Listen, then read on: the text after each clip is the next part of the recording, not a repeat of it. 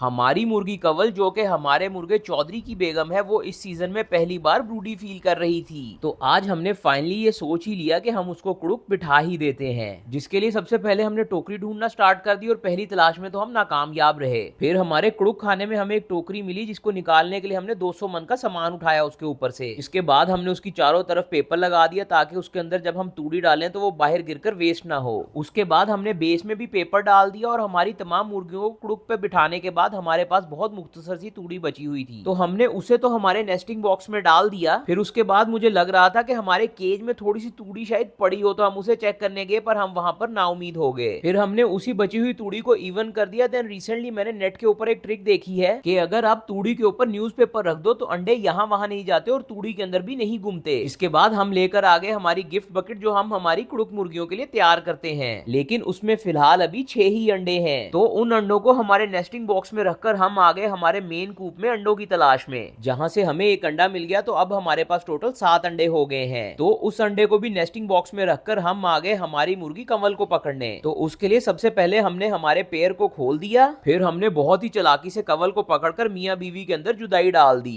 Then हम उसे पकड़कर ले आए हमारे नेस्टिंग बॉक्स के पास, जहां हमने लाकर उसे उन अंडों के ऊपर बिठा दिया। आई नो अब 7 अंडे बहुत कम है, तो अगर 1-2 दिन में और अंडे किसी मुर्गी ने दिए तो हम उन अंडों को भी इसके अंडों में मिक्स कर देंगे। बहरहाल इसी के साथ इन अंडों की इंक्यूबेशन जर्नी स्टार्ट होती है। आप चैनल को सब्सक्राइब कर लें उनकी अपडेट्स के लिए।